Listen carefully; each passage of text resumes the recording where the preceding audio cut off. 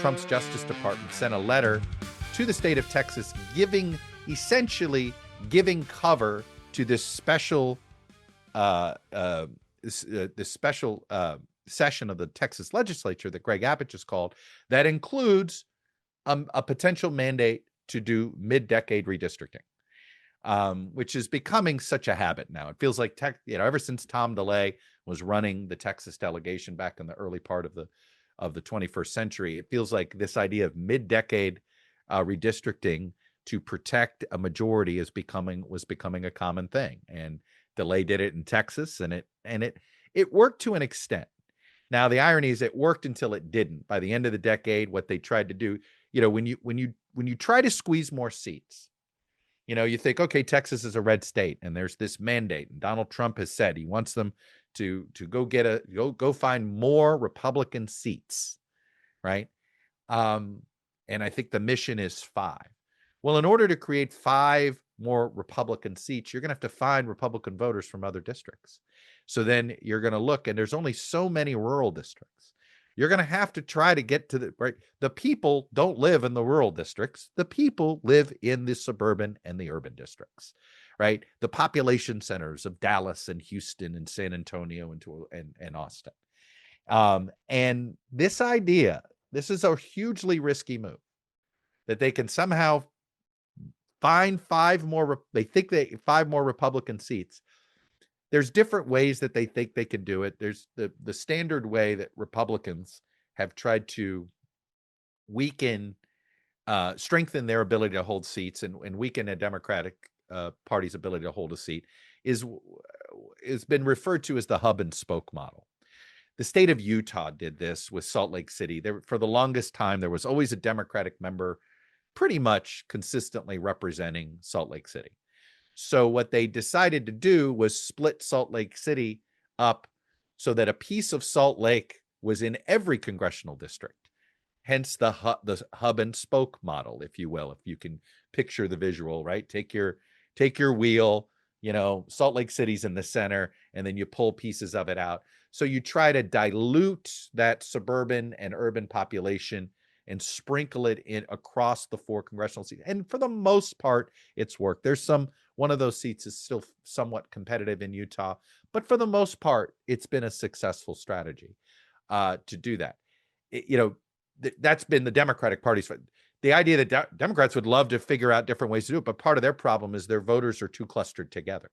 So it's harder to disaggregate and sort of create, new districts versus these larger geographic districts with pieces of the suburban and urban center, make it a little bit easier for Republicans to gerrymander than Democrats, just simply where Republican voters live versus where Democratic voters live. And now I know you've seen, I'm sure, Gavin Newsom said if they try this shenanigans, well, California's going to do it. But here's the problem. So ever since Tom DeLay did this mid-decade redistricting, right, the 2 most absurdly redistricted sort of gerrymandered states are Texas and Florida. And it's 2 places where there's really a strong, if you will, it's a top-down approach, right? I mean, the power of the Florida legislature when it comes to drawing lines. The governor gets no say in the state legislative lines at all. And the governor only has veto power over congressional lines. Like the Florida legislature just has a ton of power. And it is, as the legislature itself is so gerrymandered, it couldn't be less small d Democratic compared to the way other legislatures are divided up and such. And so it is, California passed an initiative. This was those Arnold Schwarzenegger reforms that created these citizen commissions. And in fact, many sort of what I'd call good government types have gone around the country encouraging commissions, putting ballot initiatives on to try to create more commissions, to try to depoliticize the drawing of congressional lines. My home state of Virginia, where I vote, had passed an amendment that has a commission. Now, it's loosey-goosey. It doesn't have as much teeth as some of these other commissions do when it comes to drawing lines. But California's was a citizen commission, right? So I know what Gavin Newsom says, and I think he's saying that because he's in the middle of running for president or testing the waters to run for president, and he wants to fight fire with fire. But the problem here is a bit of the rhetoric, right? So Democrats want to be against gerrymandering. So they don't want to look like, then, all right, let's tit for tat this. Or are you pro gerrymandering now?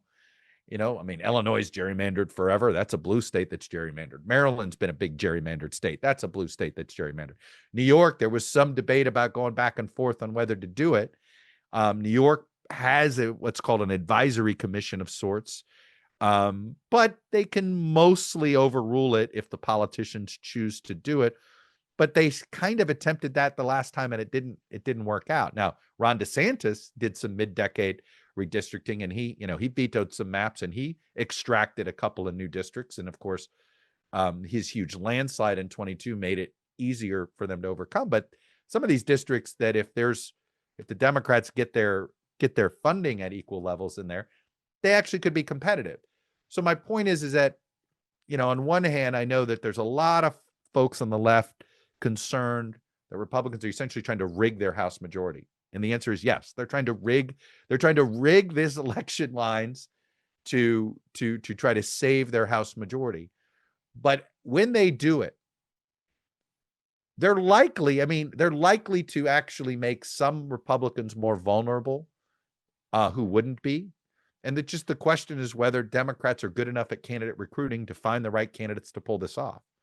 Now, it's expensive, obviously, to knock out these incumbents. And maybe this is one of those things where if they do this in Texas, it may help them in 26 and burn them by 28 when there's a presidential level turnout. And some of the softer left of center voters show up, because Texas, it's one of those cases where maybe in a presidential year is when things where Democrats can maximize their vote a little bit better.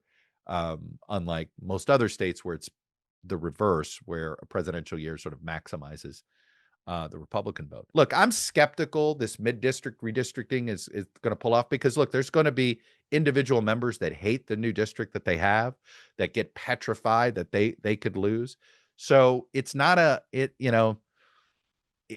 not going to be as easy as they think. But Democrats have their hands are tied, and this gets into this larger debate. And this is why I think it's an interesting, I know this is sort of arcane and you think, are redistricting and House district, but it gets into a larger debate that's happening on the left, which is, do you fight fire with fire? So if you're going to do the unethical thing and do mid-decade redistricting, should the blue states do the well, Gavin Newsom is saying, yes, that's what I want to do. Is it the right thing to do? Is this the way, right? And so Democrats at times want to be the party that says, no, we put the country, we want to do the right thing, not the politically expedient thing. Donald Trump has said, no, it's all about political expediency. And he's had some short-term success. Political expediency has worked for the short term. Now, I still believe, right, that in the long term, this is going to blow up in their face. But I understand why some on the left are going, you can't tie, the whole tie one arm behind your back. It's the argument that gets made all the time in campaign finance reform debates. Should you take super PAC money? I don't believe in super PAC money, but if my opponent's going to take super PAC money, then I'm going to have to take super PAC money, because I'm not going to, go to a gunfight only armed with a knife, or I'm not going to tie one arm. You pick your sort of battle metaphor, if you will. And I think this redistricting, because a lot of activists on the left actually did the good government approach and convinced a Virginia to do commission, convinced a New York to have this, help fight to put some sort of citizen commission on the ballot in Ohio. Now, all of these have not had the teeth that I think activists hope they would have, right? Ohio politicians have been able to sort of overcome the citizen initiative there, though there is some question about some lawsuits there. So I will say this is likely to open things up everywhere, right? There's already another suit trying to redo the lines in Wisconsin, right? The Supreme Court said no to one complaint, but there's already a new one that's been filed. And I imagine you'll see more get filed if Texas does this. Look, this is bad governance. It's not illegal. It's just bad governance. It's just hardball politics.